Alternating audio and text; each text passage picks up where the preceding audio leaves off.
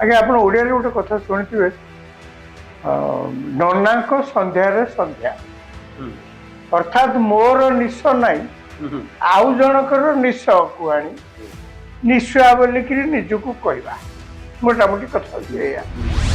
କଂଗ୍ରେସର 147 ବିଧାନସଭା ମେମ୍ବର ହଉଛନ୍ତି ଆମର 147 ସେଥିରେ କଂଗ୍ରେସର ସଦସ୍ୟ ସଂଖ୍ୟା ବା ଏମଏଲଏଙ୍କ ସଂଖ୍ୟା ହଉଛି ମାତ୍ର 14 ବିଜେଡି 51 ଏବଂ ସବୁ ମିଶିକିରି ସେମାନେ ଆଉ ଜଣେ ସିପିଆଇଏମ ର ଆଉ ଜଣେ ଅଛନ୍ତି ବଣେଇରେ ଅଛନ୍ତି ତାଙ୍କୁ ମିଶେଇଲେ ସମୁଦାୟ 66 ହଉଛି। ତେଣୁ ସଂଖ୍ୟା ଦୃଷ୍ଟିରୁ ଦେଖିଲେ ବି କଂଗ୍ରେସ ଯଦି ପ୍ରସ୍ତାବ ଯାହା କହିଛି ବିଜେଡି ଯଦି ଅନାସ୍ଥା ପ୍ରସ୍ତାବ ଆସେ କଂଗ୍ରେସ ତାକୁ ସମର୍ଥନ କରେ ସିଏ ବି ଏଇ ଯୋଉ ଲେଫ୍ଟ ପାର୍ଟିର ଯୋଉ ସଦସ୍ୟ ଅଛନ୍ତି ସେ ବି ସମର୍ଥନ କରନ୍ତି। ସଂଖ୍ୟା ଦୃଷ୍ଟିରୁ ବିଜେପି ଦଳକୁ ହରେଇବାର ଚାନ୍ସ ନାହିଁ। ମୋ ସହିତ ଅଛନ୍ତି ବରିଷ୍ଠ ସାମ୍ବାଦିକ ରାଜାରାମ ଶତପଥୀ ସାର୍ ଯିଏକି ଓଡ଼ିଶାର ରାଜନୀତିକୁ ବହୁତ ବର୍ଷ ହବ ଦେଖୁଛନ୍ତି ଏବଂ ଓଡ଼ିଶାର ରାଜନୀତିକୁ ନେଇ ତାଙ୍କର ସାମ୍ବାଦିକତା ମଧ୍ୟ ଦୀର୍ଘ ଦିନ ଧରି ଜାରି ରହିଛି। ୟା ଭିତରେ ଅନେକ ସରକାର ଏବଂ ନେତା ମନ୍ତ୍ରୀଙ୍କୁ ଆସିବା ଯିବା ମଧ୍ୟ ଦେଖିଛନ୍ତି କିନ୍ତୁ ସେ ତାଙ୍କର ସାମ୍ବାଦିକତାର ଯୋଉ ପେଶା ସେଥିରେ ଏପର୍ଯ୍ୟନ୍ତ ଅଛନ୍ତି। ମୁଁ ଏ କଥା କାହିଁକି କହିଲି ନା ଗୋଟିଏ ଅନାସ୍ଥା ପ୍ରସ୍ତାବ ଆସିବା କଥାକୁ ନେଇ ଚର୍ଚ୍ଚା ହେଉଛି। କିଏ ଅନାସ୍ଥା ପ୍ରସ୍ତାବ ଆଣିଛି ନା କଂଗ୍ରେସ କହୁଛି ବିଧାନସଭାରେ ମହିଳାଙ୍କ ପ୍ରସଙ୍ଗରେ ବା ମହିଳା ସୁରକ୍ଷାକୁ ପ୍ରସଙ୍ଗ କରି ମୁଖ୍ୟ ବିରୋଧୀ ଦଳ ଭାବେ ଥିବା ବିଜୁ ଜନତା ଦଳ ଗୋଟିଏ ଅନାସ୍ଥା ପ୍ରସ୍ତାବ ଆଣୁ ଯାହାକୁ କଂଗ୍ରେସ ମଧ୍ୟ ସମର୍ଥନ ଦବ ସରକାରଙ୍କ ବିପକ୍ଷରେ। ୟାକୁ ନେଇ ସଂଖ୍ୟା ଗଣିତ ଚାଲିଛି। ଭକ୍ତ ଦାସ କହୁଛନ୍ତି ଯେ ଯଦି ବିଜେଡି ନ ଆଣିବ ତାହେଲେ କଂଗ୍ରେସ ଅନାସ୍ଥା ପ୍ରସ୍ତାବ ଆଣିବ ଭାରତୀୟ ଜନତା ପାର୍ଟିର ସରକାର ବିପକ୍ଷରେ ୟାକୁ ବିଜୁ ଜନତା ଦଳ ସମର୍ଥନ କରୁ। ये कथा किए कହୁଛି ନା କଂଗ୍ରେସ କହୁଛି। କୋଉ କଂଗ୍ରେସ କହୁଛି? ଯୋଉ କଂଗ୍ରେସକୁ ହଟେଇ ବିଜୁ ଜନତା ଦଳ ଶାସନ କ୍ଷମତାକୁ ଆସିଥିଲା ଯୋଉ କଂଗ୍ରେସର ବିଚାରଧାରାର ବିପକ୍ଷରେ ଗଢା ହେଇଥିଲା ବିଜୁ ଜନତା ଦଳ ଏବଂ କୁହାଯାଉଛି ଏବେ ବିଜୁ ଜନତା ଦଳ ଅଡୁଆରେ ପଡିଛି। ମୁଁ ଏଇଥିପାଇଁ ରାଜାରାମ ସାରଙ୍କର କଥା କହିଲି ଯେ ଦୀର୍ଘ ଦିନ ଧରି ସେ ଓଡ଼ିଶାର ରାଜନୀତିକୁ ଦେଖୁଛନ୍ତି।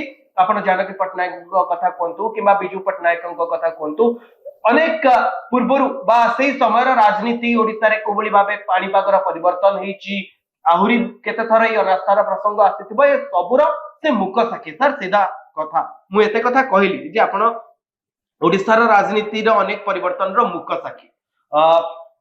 ଏବେ ଇଏ ଆଉ ଗୋଟିଏ ମଧ୍ୟ ଆପଣ ଦେଖୁଛନ୍ତି ଯେ କଂଗ୍ରେସ କହୁଛି ବିଜେଡି କୁ କୋଳେଇବା ପାଇଁ ଏବଂ ଯୋଉ କଂଗ୍ରେସର ବିରୁଦ୍ଧରେ ବିଜୁ ଜନତା ଦଳ ନିୟ ପଡିଥିଲା ଇଟା ପଡିଥିଲା ଯେ କଂଗ୍ରେସର ବିଚାରଧାରାରେ କଂଗ୍ରେସକୁ ହଟେଇବା ପାଇଁ ବିଜେଡି ଗଠନ ହେଇଥିଲା। ନା ଆପଣଙ୍କର କହିବା କଥା ଯେ କଂଗ୍ରେସ ଯୋଉ ପ୍ରସ୍ତାବ ଦେଇଛି ଯେ ବିଜେପି ସରକାର ବିରୁଦ୍ଧରେ ଯଦି ଅନାସ୍ଥା ପ୍ରସ୍ତାବ ଆସେ ଏବଂ ବିଜେଡି ଏଇ ପ୍ରସ୍ତାବ ଆଣୁ ଏବଂ ଆମେ ତାକୁ ସମର୍ଥନ ନିଶ୍ଚୟ ଦେବୁ। ମୋଟାମୋଟି କଥା ହଉଛି ଏଇଆ। ରାଜ୍ୟ ସରକାରକୁ ହଟେଇବା ପାଇଁ ମୋହନ ମାଝୀଙ୍କ ସରକାର ବିଜେପି ସରକାରକୁ ହଟେଇବା ପାଇଁ କଂଗ୍ରେସ ପକ୍ଷରୁ ଏମିତିଆ ଗୋଟେ ପ୍ରସ୍ତାବ ଆସିଛି।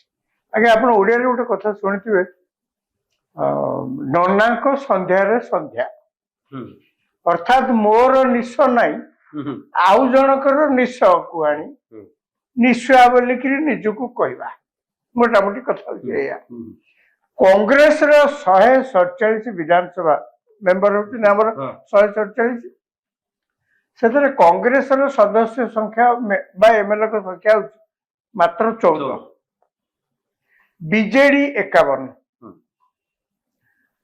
ଏବଂ ସବୁ ମିଶିକିରି ସେମାନେ ଆଉ ଜଣେ ସିପିଆଇଏମ ର ଆଉ ଜଣେ ଅଛନ୍ତି ବଣେଇରେ ଅଛନ୍ତି ତାଙ୍କୁ ମିଶେଇଲେ ସମୁଦାୟ 66 ହଉଛି। ତେଣୁ ସଂଖ୍ୟା ଦୃଷ୍ଟିରୁ ଦେଖିଲେ ବି କଂଗ୍ରେସ ଯଦି ପ୍ରସ୍ତାବ ଯାହା କହିଛି ବିଜେଡି ଯଦି ଅନାସ୍ଥା ପ୍ରସ୍ତାବ ଆସେ କଂଗ୍ରେସ ତାକୁ ସମର୍ଥନ କରେ ସିଏ ବି ଏଇ ଯୋଉ ଲେଫ୍ଟ ପାର୍ଟିର ଯୋଉ ସଦସ୍ୟ ଅଛନ୍ତି ସେ ବି ସମର୍ଥନ କରନ୍ତି। ସଂଖ୍ୟା ଦୃଷ୍ଟିରୁ ବିଜେପି ଦଳକୁ ହରେଇବାର ଚାନ୍ସ ନାହିଁ କାହିଁକିନା ବିଜେପିର 81 ଜଣ ସଦସ୍ୟ ଅଛନ୍ତି ନିଜର ଏବଂ ସ୍ୱାଧୀନ ଯୋଉମାନେ ଅଛନ୍ତି 3 ଜଣ ତାକୁ ମିଶେଇକି 81 ଜଣ ଅଛନ୍ତି। ତେଣୁ ମୋଟାମୋଟି ସଂଖ୍ୟା ହିସାବରେ ତ ହଟେଇ ପାରିବେନି। ଦ୍ୱିତୀୟ କଥା ରହିଲା ପବ୍ଲିକ ମତ।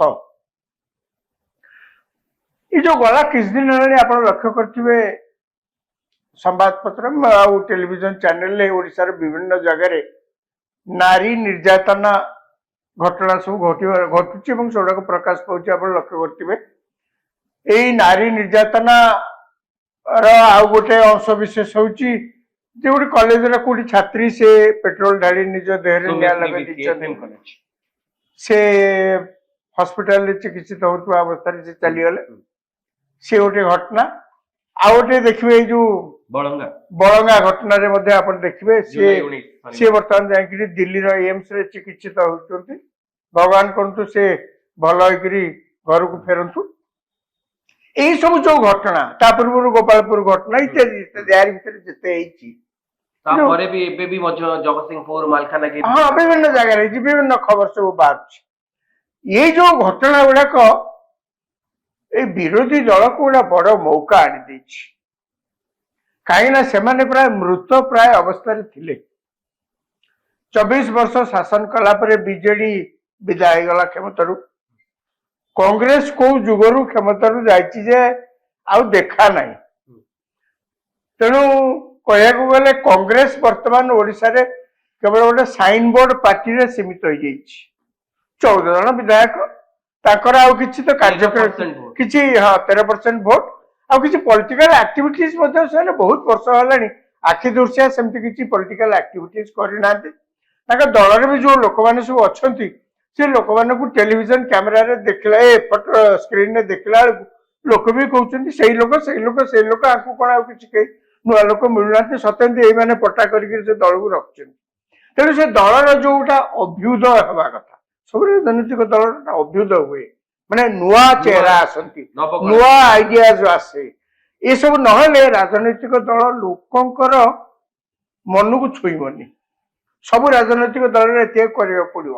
କଂଗ୍ରେସରେ ସେଗୁଡା କିଛି ନାହିଁ, ସେଇ ଲୋକକୁ ଆପଣ ଦେଖୁଥିବେ। ତେଣୁ କଂଗ୍ରେସ ଯେତେବେଳେ ଏଇ ପ୍ରକାର ଘଟଣା ଓଡିଶାରେ ହେଲା, ଖବରକାଗଜ ମାନଙ୍କରେ ଆଉ ଟେଲିଭିଜନ ଚ୍ୟାନେଲରେ ବହୁତ ଜୋରରେ ଏଇ ଖବରକାଗଜ ସବୁ ଗଲା କିଛି ଦିନ ଆଣି ବାହାରି ଚାଲିଛି। ଏହାକୁ କଂଗ୍ରେସ ଦଳ ଏବଂ ବିଜେଡି ଦଳ, ବିଜେଡି ଏବେ କ୍ଷମତାରେ ଯାଇଛି, ତାଙ୍କର ସେ ଚେୟାରରୁ ଯାଇକି ଅଲଗା ଚେୟାର ପଛ ବେଞ୍ଚରେ ବସିଲେ ବି ବିଜେଡି ଏବେ ବି ଭାବୁଛି ମୁଁ ବୋଧେ 51 ଜଣ ସଦସ୍ୟ ଆମର ଅଛନ୍ତି ତ ଆମେ ବହୁତ ପାଖରେ ଅଛୁ, ଯେକୌଣସି ମୁହୂର୍ତ୍ତରେ ଯାଇ ସେଠି ପହଞ୍ଚି ଯାଇପାରିବୁ। ପୁଣି 3 ମହଲା ଉପରେ ଶାସନ କରିବା ପାଇଁ 3ୟ ମହଲାରୁ ଶାସନ ନୋ ଏଣ୍ଟ୍ରି। ସେମାନେ ବର୍ତ୍ତମାନ ତ ବାହାରେ ଅଛନ୍ତି। ସେମାନେ ହଉଛନ୍ତି ଯେହେତୁ ଆମର 51 ଜଣ ଅଛନ୍ତି, ଟିକେ ଓଳମାଳ କଣ ଗୋଟେ କୋଉଠି କରିଦେଲେ ଆମେ ଯାଇ ପାଖାପାଖି ସେଠି ପହଞ୍ଚିବୁ। ତେଣୁ ତାଙ୍କର ଗୋଟେ ଧାରଣା ଏମିତି ହେଇଛି, କଂଗ୍ରେସ ଏଇ ଯୋଉ ସବୁ ଖବର ବାହାରିଛି ସେଥିରେ କଂଗ୍ରେସ ଦେଖୁଛି ହେଇ ଏଇଟା ତ ଆମ ପାଇଁ ଗୋଟେ ମୌକା ଯେ ଆମେ ଚାରିଆଡେ ଗୋଟେ ଜନମତ ସୃଷ୍ଟି କରିବା। ଶୁଣନ୍ତୁ, ମୁଁ ଏ କଥା କହିବାର ଅର୍ଥ ନୁହେଁ ଯେ ବିରୋଧୀ ଦଳ ତାଙ୍କର ସଂଖ୍ୟା ଯାହା ହଉ ପଛେ ସେମାନେ ସ୍ୱର ଉତ୍ତୋଳନ ସରକାରଙ୍କ ବିରୋଧରେ କରିବା ଉଚିତ କି ନାହିଁ, ମୁଁ ସେ ବିଷୟରେ ମତ ଦଉନି। ଉଚିତ, ଗଣତାନ୍ତ୍ରିକ ବ୍ୟବସ୍ଥାରେ ବିରୋଧୀ ଦଳ ସକ୍ରିୟ ଭୂମିକା ଗ୍ରହଣ କରିବା ଉଚିତ, ସରକାରଙ୍କ ଦୋଷ ତ୍ରୁଟି ଲୋକଙ୍କ ଆଗରେ ଥୋଇବା ଉଚିତ। ଯଦି ଏ ପ୍ରକାର କାର୍ଯ୍ୟ କେହି କରୁନଥାନ୍ତି, ଯୋଉଟା ବିଜେଡିର 24 ବର୍ଷର ଶାସନରେ ଆପଣ ଦେଖିଥିବେ, ଅନ୍ୟମାନେ କେହି ପାଟି ଫିଟେଇ ପାରିବେନି। ନା ବିରୋଧୀ ଦଳ, ରାଜନୈତିକ ଦଳ, ନା ସିଭିଲ ସୋସାଇଟି, ନା ମିଡିଆ, କେହି କିଛି ପାଟି ଫିଟଉଥିଲେ ଆପଣ କୋଉଠି ଶୁଣିଛନ୍ତି? ତେଣୁ ବିରୋଧୀ ଦଳ ଭାବରେ ସେମାନେ ସ୍ୱର ଉତ୍ତୋଳନ କରିବା କଥା, କିନ୍ତୁ ସେ ସ୍ୱର ସେତେବେଳେ ଶାଣିତ ହବ ଯେତେବେଳେ ଆପଣ ସରକାରଙ୍କ ଦୋଷ ତ୍ରୁଟି ହିଁ ଦେଖେଇ ପାରିବେ। ଖାଲି ସ୍ୱର ଉତ୍ତୋଳନ ପାଇଁ ସ୍ୱର ଉତ୍ତୋଳନ କଲେ ଏହାର କିଛି ଅର୍ଥ ହବନି। ବର୍ତ୍ତମାନ ଏଇ ଘଟଣାରେ କଣ ହେଇଛି ଆପଣ ଦେଖନ୍ତୁ। ଯୋଉ ଘଟଣା ହେଇଛି ଅତ୍ୟନ୍ତ ସମ୍ବେଦନଶୀଳ ଘଟଣା, ଦୁଃଖର ବିଷୟ। ଯେଉଁମାନେ ଏ ଘଟଣାରେ ଇନଭଲ୍ଭ ଅଛନ୍ତି ତାଙ୍କୁ ଯେତେ କଡା ଦଣ୍ଡ ଦିଆଯିବା ପସିବୁଲ ହେଇପାରେ, ଭାରତୀୟ ନ୍ୟାୟ ସଂହିତାରେ ଯାହା ଅଛି ସବୁ ଦିଆଯିବା କଥା। ମୁଁ ବ୍ୟକ୍ତିଗତ ଭାବରେ ଅନୁଭବ କରୁଛି ଯେ ଯାହାଙ୍କ ପାଇଁ ଜୀବନ ଯାଇଛି ତାଙ୍କୁ ମଧ୍ୟ ସେଇ ବାଟରେ ପଠେଇଦେବା କଥା। ସେ ଯାଉ ସେ ବିଚାର ତ କୋର୍ଟ କରିବ। ତେଣୁ ଆମେ କେବଳ ଗୋଟେ ମତ ଦଉଛୁ। କଣ ହୁଏ ସରକାର ଏଇ ପ୍ରକାର ଘଟଣାରେ, ସମ୍ବେଦନଶୀଳ ଘଟଣା ଯେତେବେଳେ ହୁଏ ସରକାର କଣ କରନ୍ତି ନା, ସରକାର ବହୁତ ସମୟରେ ଦେଖାଯାଇଛି ଅତୀତରେ ସରକାର ଚୁପ ହେଇ ବସି ପଡନ୍ତି। ହଁ ପାଟିତୁଣ୍ଡ ହବ, 2-3 ଦିନ 4 ଦିନ ପରେ ଥମିଯିବନି ସମସ୍ତେ, ସରକାର ଚୁପ ହେଇ ବସି ପଡନ୍ତି। ଖାଲି ଗୋଟେ ଶବ୍ଦ, ଗୋଟେ ଅଧା ବାକ୍ୟ ରଖିଥାନ୍ତି, ଆଇନ ତା ବାଟରେ ଯିବ। ପୂର୍ବ ସରକାରରେ ଆପଣ ଲକ୍ଷ୍ୟ କରିଥିବେ ଏ ବାକ୍ୟଟାକୁ ବହୁତ ଆପଣ ଶୁଣିଥିବେ, law will law will take its own course. ମାନେ ଆଇନ ତା ବାଟରେ ଯିବ। ଆଜ୍ଞା ସେ ଆଇନ କୋଉଠି କାହା ବାଟରେ ଗଲା, ତା ବାଟରେ ଗଲା କି ଆଉ କାହା ବାଟରେ ଗଲା ତାକୁ କେହି କେବେ ଦେଖିଲେନି।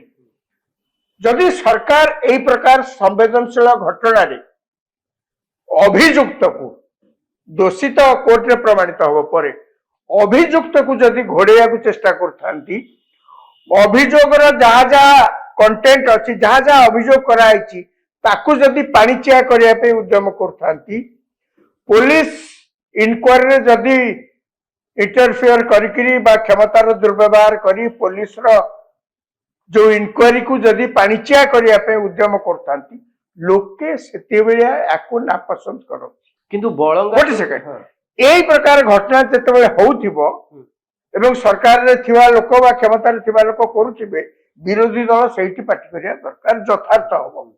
କିନ୍ତୁ ବର୍ତ୍ତମାନ ଓଡିଶାରେ ଏଇ ଯୋଉ ଘଟଣା ହେଇଛି ବିଜେପି ସରକାର ବେଳେ, ଆପଣ ଟିକେ ଦେଖନ୍ତୁ ସରକାର ଏତେ ତୁରନ୍ତ ଆକ୍ସନ ନେଇଛନ୍ତି ଆପଣ ମଧ୍ୟ କଳ୍ପନା କରିପାରିବେନି।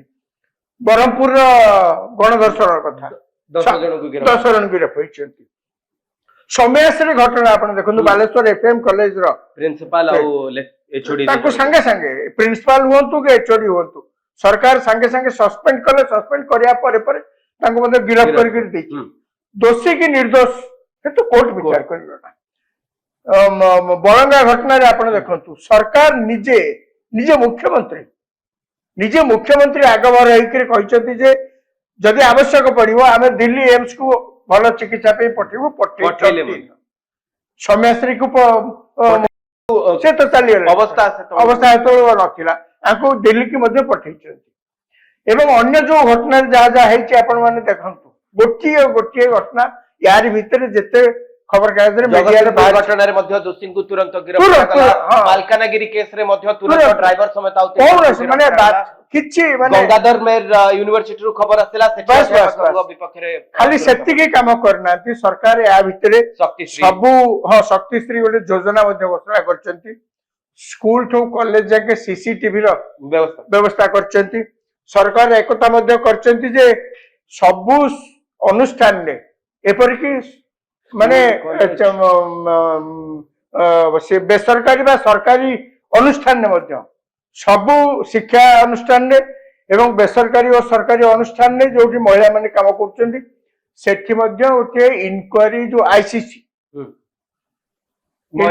ମହିଳାଙ୍କ ବାବଦରେ ଯଦି କିଏ ଅଭିଯୋଗ କରୁଛନ୍ତି ତାର ତୁରନ୍ତ ଇନକ୍ୱାରୀ କରିବା ପାଇଁ, ନିଜ ଭିତରେ ଯୋଉ ଇଣ୍ଟରନାଲ କମିଟି କରିବା ପାଇଁ ସମସ୍ତେ କରିବାକୁ ବାଧ୍ୟ। କେବଳ ସେତିକି ସରକାର କରିନାହାନ୍ତି, ସରକାର ଗୋଟେ ଡେଡଲାଇନ ଦେଇଥିଲେ ବିଭିନ୍ନ କଲେଜକୁ ଯେ 1 ତାରିଖ ସୁଦ୍ଧା ଆପଣଙ୍କ କଲେଜରେ କଣ କଣ ସବୁ ଆଇସିସି ବ୍ୟବସ୍ଥା କରିଛନ୍ତି, ସେ ତାର ମେମ୍ବର୍ସ, ତାଙ୍କ ନାଁ, ତାଙ୍କ ଟେଲିଫୋନ, ତାଙ୍କର ସବୁ କିଛି ସରକାରଙ୍କୁ ଜଣେଇବା ପାଇଁ। କଟକ ଜିଲ୍ଲା ଉଦାହରଣ ମୁଁ ଦଉଛି, କାଲି ସୁଦ୍ଧା, ଆଜି କଣ ହେଇଛି ମୁଁ ଜାଣିନି, କାଲି ସୁଦ୍ଧା କଟକ ଜିଲ୍ଲାର ଅନେକ କଲେଜ, ଅନେକ ଶିକ୍ଷାନୁଷ୍ଠାନ ସରକାରୀ ନିର୍ଦ୍ଦେଶନାମା ପାଳନ କରିନଥିବାରୁ କଟକର ଜିଲ୍ଲାପାଳ ନିର୍ଦ୍ଦେଶ ଦେଇଛନ୍ତି ତାଙ୍କ ଦରମା ବନ୍ଦ କରିବା ପାଇଁ। କଟକର ଅଧାରୁ ଅଧିକ କଲେଜର କର୍ମଚାରୀ ବା ତାଙ୍କ ପ୍ରିନ୍ସିପାଲଙ୍କର ଦରମା ବନ୍ଦ ପାଇଁ ଗତକାଲି କଟକର ଜିଲ୍ଲାପାଳ ନିର୍ଦ୍ଦେଶ ଦେଇଛନ୍ତି ଏବଂ ଅଲ୍ଟିମାଟମ ଦେଇଛନ୍ତି 2 ଦିନ ଆଉ 48 ଘଣ୍ଟା ମଧ୍ୟ ଦେଇଛନ୍ତି, ଯାହା ମୋର ମନେ ପଡୁଛି। କଣ ଏ କଥା ବୁଝିବେ? ବିରୋଧୀ ତ କହିସାରିଲେଣି। ଆପଣଙ୍କୁ ଲାଗୁନି ନବୀନ ବାବୁ ଅଡୁଆରେ ପଡିଗଲେ ୟାରି ଭିତରେ? ମୁଁ ବୁଝୁଛି ସରକାରଙ୍କର ଏଇ ପ୍ରକାର ଯୋଉ ତତ୍ପରତାକୁ ଦେଖିକିରି ଆଜ୍ଞା ଟିକେ ଭାବିଲେ, ଘଟଣା ଯାହା ଯାହା ଘଟିଛି, କୋଉ ସରକାର ଥିଲେ କଣ ଘଟଣାଟାକୁ ଏଡି ଦେଇ ପାରିଥାନ୍ତି ଆପଣ? ଘଟଣା ଘଟିବା ପରେ ହିଁ ସରକାର ଯାହା କିଛି ପଦକ୍ଷେପ ନେବେ। ଘଟଣା କୋଉ ଗାଁରେ କଣ ଘଟଣା ଘଟିଗଲା, ଆପଣ ତ ସରକାରରେ ଥିଲେ ଯାଇକିରି କଣ ସବୁ ଗାଁରେ ଯାଇ ସୈନ୍ୟବାହିନୀକୁ ମୁତୟନ କରିବେ? ତେଣୁ ସରକାର ତତ୍ପରତା ଦେଖେଇଛନ୍ତି ଏବଂ ସେଇ ଅନୁସାରେ କ୍ରିୟାଶୀଳ ମଧ୍ୟ ହୋଇଛନ୍ତି। ଯାହା ଯାହା ପଦକ୍ଷେପ ନେବା କଥା ମୁହଁରେ କହିନାହାନ୍ତି, କେବଳ କାମରେ ବି ଲଗେଇଛନ୍ତି। ପୂର୍ବ ସରକାର କଥା ଆପଣ ଦେଖନ୍ତୁ, ସେଇ କଂଗ୍ରେସ ତ ବହୁତ ଦିନ କ୍ଷମତାରେ ଗଲାଣି, କୋଉ ଅବସ୍ଥାରେ କଂଗ୍ରେସ କ୍ଷମତାରୁ ଯାଇଥିଲା ଆପଣ କହିଲେ? ଏଇ ସମାନ ନାରୀ ପ୍ରସଙ୍ଗକୁ ନେଇ, ଏଇ ଅଞ୍ଜନା ମିଶ୍ର ଘଟଣା ପରେ ପରେ କଂଗ୍ରେସ ସରକାର କ୍ଷମତାରୁ ଯିବା ପାଇଁ ବାଧ୍ୟ ହେଲା। ଆସନ୍ତୁ ବିଜେଡି ସରକାରରେ ମାନେ ଖଜୁରୀ ଗଛ ମୂଳରୁ ପାହାଚ। କୋଉଠୁ ଗାଇବ ଜଣେ ମାନେ ଏ କଥା କହି କହିକିରି ବୋଧେ ଓଡିଶା ଲୋକ ଥକି ଯିବେଣି ଶୁଣି ଶୁଣିକିରି ବିଜେଡି ସରକାର ବେଳେ ଡବଲ ମର୍ଡର କେସ୍ ତାଙ୍କେ ସେ ପୁରା ଆକ୍ୟୁଜ ନମ୍ବର 13 ହେଇଥିଲେ ତାଙ୍କୁ ଦିନ ଡାକିକିରି ପୋଲିସ କେବେ ପଚାରିଛି କୋଉ ଘଟଣାରେ ପିପିଲି ଘଟଣା ଆପଣ ଦେଖନ୍ତୁ କୋଉଠି ଦିନ ଡାକିକିରି ସେତେବେଳେ ମନ୍ତ୍ରୀ ସେ ଯେତେବେଳେ ସବୁ ସରକାର ଯେତେବେଳେ ଚାହିଁଲେ ଏ ଘଟଣାକୁ ବୁଲେଇକିରି କଣ କରିଦେବା ପାଇଁ ସେଠୁ ଯେତେବେଳେ ପୋଲିସ ରିପୋର୍ଟ ଆସିଲା ସେତେବେଳେ କଣ ସେତେବେଳେ ଜଣେ ମନ୍ତ୍ରୀ ଥିଲେ ଲୋକାଲ ଏମଏଲଏ ଥିଲେ କହିଲେ ଧର୍ମର ଜୟ ହେଲା ଆଜ୍ଞା କହିଲେ ଯୋଉ ଅବସ୍ଥାରେ ସେ ଝିଅ ହସ୍ପିଟାଲରେ ପଡି ପଡି ଯୋଉ ଭାବରେ ଶେଷ ନିଶ୍ୱାସ ତ୍ୟାଗ କଲା ଶେଷରେ ପୁଣି ଲୋକାଲ ଏମଏଲଏ କହୁଛନ୍ତି ଧର୍ମର ଜୟ ହେଲା ଆଜ୍ଞା କୋଉଠି ଆଦରେ ଧର୍ମର ଜୟ ହେଲା କ୍ଷମତାରେ ଅଛନ୍ତି ବୋଲି ବହୁତ କିଛି ଘୋଡେଇ ଦେଇପାରନ୍ତି ଆପଣ ସେଇ ଦୃଷ୍ଟିରୁ ଦେଖିବାକୁ ଗଲେ ଏବେକାର ସରକାରରେ ଅନାସ୍ଥାର କୌଣସି ପ୍ରଭାବ ରହିବ ନା ମୁଁ ସେଇଥିଲାଗି କହିଲି ଜନମତ ଯୋଉଭଳି ଭାବରେ ସରକାର ବିରୁଦ୍ଧରେ ଯେତେବେଳେ ଗଢି ଉଠେ ସେତେବେଳେ ଆପଣଙ୍କର ସଂଖ୍ୟା ନଥିଲେ ମଧ୍ୟ ଅନେକ ସମୟରେ ତାହା ସରକାର ଉପରେ ଗୋଟେ ବଡ ପ୍ରତିକୂଳ ପରିସ୍ଥିତି ସୃଷ୍ଟି করে ପ୍ରଭାବ ପକାଏ ଏଠି ତ ସରକାର ତ ଆହୁରି ଘଟଣା ପରେ ଯେତିକି କ୍ରିୟାଶୀଳ ହେଇଛନ୍ତି ଓଡିଶାରେ କୌଣସି ସରକାର ଆଗରୁ ଏତିକି କ୍ରିୟାଶୀଳ ହେଇଥିଲେ କି କଣ ଦେଖେଇଲେ ଓଡିଶାରେ ଆଗରୁ ଯେତେ ଯେତେ ସରକାର ଆସିଛନ୍ତି ସେମାନେ ଘଟଣା ଘଟିବା ପରେ ଘଟଣାକୁ ରୋକିବା ପାଇଁ ମହିଳା ମାନଙ୍କର ସୁରକ୍ଷା ପାଇଁ ମହିଳା ମାନଙ୍କର ସୁରକ୍ଷାକୁ ଯୋଉମାନେ ବିପଦାପନ୍ନ କରୁଛନ୍ତି ତାଙ୍କୁ ଦଣ୍ଡ ଦେବା ପାଇଁ କୋଉ ସରକାର ଅତୀତରେ ଆପଣ ଟିକେ କୁହନ୍ତୁ ଏତିକି କ୍ରିୟାଶୀଳ ହେଇଥିଲେ ତାମାନେ କଣ ଭକ୍ତ ଦାସ ଜାଣି ଶୁଣି ନବୀନ ବାବୁଙ୍କୁ ବର୍ତ୍ତମାନ ଭକ୍ତ ଦାସ କଣ କରିଛନ୍ତି ନା ଯାହା ମୁଁ କହିଲି ନନାଙ୍କ ସନ୍ଧ୍ୟାରେ ସନ୍ଧ୍ୟା ମାନେ ବିଜେଡି ଯଦି ଅନାସ୍ଥା ପ୍ରସ୍ତାବ ଆଣେ ଆମେ ତାଙ୍କ ସାଙ୍ଗରେ ମିଶି ଯାଇକିରି ସପୋର୍ଟ ଖାଲି ଗୋଟେ ଦବୁ ଏକ ଦୁଇ ବିଜେଡି କି ଖାଲିରେ ପକେଇବା ପାଇଁ ଏଇଟା ବି ଗୋଟେ ଉଦ୍ୟମ କାହିଁକି ନା ବିଜେଡି ଯେତେବେଳେ ଅନାସ୍ଥା ପ୍ରସ୍ତାବ ଆଣିବ ବିଜେଡି ପାଖରେ କେତେ କଂଗ୍ରେସ ଶେଷ ମୁହୂର୍ତ୍ତରେ ଯୋଉ ବାଇ ବାଇ ଟାଟା ବାଇ ବାଇ ନ କରିବ କିଏ କହିବ ରାଜନୀତିରେ କଣ ଗୋଟେ କିଛି ଅଛି ରାଜନୀତିରେ ଗୋଟେ ଆଗ୍ରିମେଣ୍ଟ କିଛି ନଥାଏ ଆଜି ମୁଁ ଆପଣଙ୍କ ସାଙ୍ଗରେ ଗୋଟେ ରାଜନୀତିରେ ଆଗ୍ରିମେଣ୍ଟ କରିଛି ଏବଂ ସେଇ ଆଗ୍ରିମେଣ୍ଟ ଅନୁଯାୟୀ ମୁଁ କାମ କରିବି ଏମିତି ଗୋଟେ କିଛି ନଥାଏ ରାଜନୀତିରେ ଆପଣ ମୋର ବନ୍ଧୁ ନୁହନ୍ତି ଆପଣ ମୋର ଶତ୍ରୁ ନୁହନ୍ତି ଆପଣ ଏକଥା କହୁଛନ୍ତି ଯେ ବିଜେଡିର ନିଶ ଅଛି କଂଗ୍ରେସ ସେଥିରେ ଘିଅ ମାରି ତାକୁ ମୋଡ଼ିବାକୁ ଚେଷ୍ଟା କରୁଛି ଦ୍ୱିତୀୟ କଥା ଗୋଟେ ବଡ କଥା କଂଗ୍ରେସ ଏ କଣ ହଁ ବିଜୁ ଜନତା ଦଳ କଂଗ୍ରେସର ଯୋଉ ଜାତୀୟ ସ୍ତରରେ ଆଇଏନଡିଆଇ ଇଣ୍ଡିଆ ମେଣ୍ଟ ସେ ଇଣ୍ଡିଆ ମେଣ୍ଟରେ ତ ବିଜେଡି ନାହିଁ ଯଦି ଇଣ୍ଡିଆ ମେଣ୍ଟରେ ବିଜେଡି ଥାନ୍ତା ତାହେଲେ ହୁଏତ କେନ୍ଦ୍ରରୁ ବା ଇଣ୍ଡିଆ ମେଣ୍ଟର ଯୋଉମାନେ ଦିଲ୍ଲୀରେ ସବୁ ଅଛନ୍ତି ବଡ ବଡ ନେତା ସେମାନେ ଅନ୍ତତଃ ପ୍ରେସରାଇଜ କରନ୍ତେ ବିଜେଡି ଆ ଭିତରେ ଆଉ ଗୋଟେ କଥା ଆସୁଛି ଯେ ସମ୍ଭବତଃ ମାର୍ଚ୍ଚ କିମ୍ବା ଏପ୍ରିଲ ମାସରେ ଯୋଉ ଡିଲିମିଟେସନ ବୈଠକ ଡାକିଥିଲେ ଏମକେ ଷ୍ଟାଲିନ ସେଥିରେ ବିଜେଡି ଯୋଗ ଦେଇଥିଲା ସେ ସମୟରେ ସେଇଟା କଣ ସେ ଯୋଉ ବିଜେଡି ଗୋଟେ ପଲିଟିକାଲ ପାର୍ଟି କୋଉ ଘଟଣାରେ ତାଙ୍କୁ କିଏ ଡାକିଛନ୍ତି ସେ ଯାଇ ଜଏନ କରିଛନ୍ତି ସେ ଅଲଗା କଥା କିନ୍ତୁ ସେ ଇଣ୍ଡିଆ ମେଣ୍ଟରେ ନାହାନ୍ତି ତେଣୁ ସେ ଇଣ୍ଡିଆ ମେଣ୍ଟ ତରଫରୁ ମଧ୍ୟ ତାଙ୍କ ଉପରେ ପ୍ରେସରାଇଜ କରିକି ଏମିତିଆ ଗୋଟେ ପ୍ରସ୍ତାବ ଆଣିବା ପାଇଁ କିଛି ନାହିଁ ଏବଂ ସବୁଠୁ ବଡ କଥା ହେଲା ଆପଣ ତ ପ୍ରସ୍ତାବ ଧରି ନିଅ ଯୋଉ ଆସିଲା ନମ୍ବର ୱାଇଜରେ ତ କଟିଯିବ କିନ୍ତୁ ଜନମତ କାହିଁକି ନମ୍ବରରେ କଟୁ କି ରହୁ ସେ ଅଲଗା କଥା ଆପଣଙ୍କର ଲୋକ ଜନମତରେ କାହିଁକି ସାଧାରଣ ଲୋକମାନେ ଦେଖୁଛନ୍ତି ନା କି ଆପଣ ପରା ଥିଲାବେଳେ ଏଇଆ ହଉଥିଲା ଆପଣ କଲପ୍ରିଟ୍ସ ମାନଙ୍କୁ ଘୋଡଉଥିଲେ କଥା କହୁଥିଲେ ଯଦି ଆପଣ ରାସ୍ତା ପ୍ରସ୍ତାବ ଆଣିବେ ତାହେଲେ ଏହା ବିରୋଧୀଙ୍କ ପ୍ରତି ବୁମେରାଙ୍ଗ ହବ ବିରୋଧୀ କ୍ଷେତ୍ରାକ୍ତ ଏବେ 40 ବର୍ଷର ହିସାବ ଦବାକୁ ପଡିବ ଆପଣଙ୍କର କଂଗ୍ରେସ ଏବଂ ବିଜେଡିର ତାପରେ ଯେତେବେଳେ ବିଧାନସଭାରେ ଆଲୋଚନା ହବ ସେତେବେଳେ ୟାଙ୍କ ମୁଖା ଖୋଲିଯିବ ଏମାନେ କଣ ଅପଦସ୍ଥ ହେବାକୁ ବିଧାନସଭାରେ କେବେ ଚାହିଁବେ କାହିଁକି ନା ଅନାସ୍ଥା ପ୍ରସ୍ତାବ ଆସିଲେ ବିଧାନସଭାରେ ଆଲୋଚନା ହବ ତାପରେ ଭୋଟିଂ ହବ କିନ୍ତୁ କଂଗ୍ରେସ ଇଏ ଗୋଟେ ବଢିଆ स्टेप नेले भक्त दास जहाँ बिजु जनता दल रो प्रकृत चेहरा को सामना को आनिबो बोली समस्ते चर्चा नहीं भक्त दास बिजु जनता दल बीजेपी को बीजेपी प्रति गोटे सॉफ्ट कॉर्नर अछि ना बिजु जनता दल निजे निज बल रे बलिया नहीं कि ठिया आइछि ना कांग्रेस ना बीजेपी मझी रे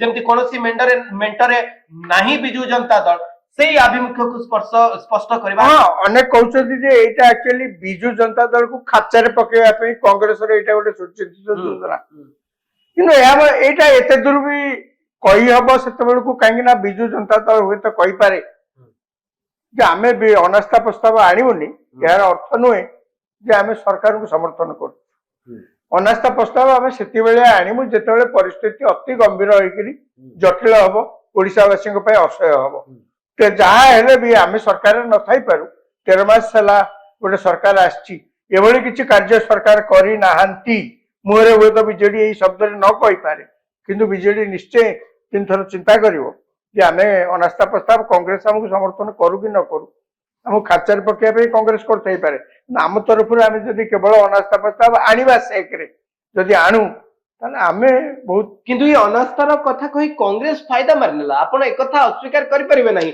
जो माने बाबुथिबे जे बिजू जनता दल और स्ट्रांग विरोधी दल हेई नाही जो माने जो वोटर माने मु खास करी कहूची मु भाबुनी कांग्रेस जो प्रस्तावटा देगिरी गोटे राजनीतिक फायदा किसी नब कांग्रेस तो ओडिशा बंद कांग्रेस आनुकूल्य ओडिशा बंद है कांग्रेस ये घटना पर आगु को बाहरी प्रथमे बेसी प्रार्थना कला से सन्देह ना यह सत्वे बीजेपी सरकार एते क्रियाशील हठात होती जो कांग्रेस सब उद्यम जहाँ कहती जनमत सृष्टि करने जो उद्यमटा होता किसी तो करवा उचित कहीं करें जी सरकार रे भी था पछे कांग्रेस जहाँ कर धन्यवाद किंतु सी एते पर्यंत किसी राजनीतिक फायदा पाइबे जो थे कि अनास्था प्रस्ताव आसले सरकार क्षमता चल जाए तेबे आमे आलोचना करथुलु जे अनास्था प्रस्ताव कांग्रेस रो अनास्था प्रस्ताव बिजू जनता दल को टिके अकल रे पकेछि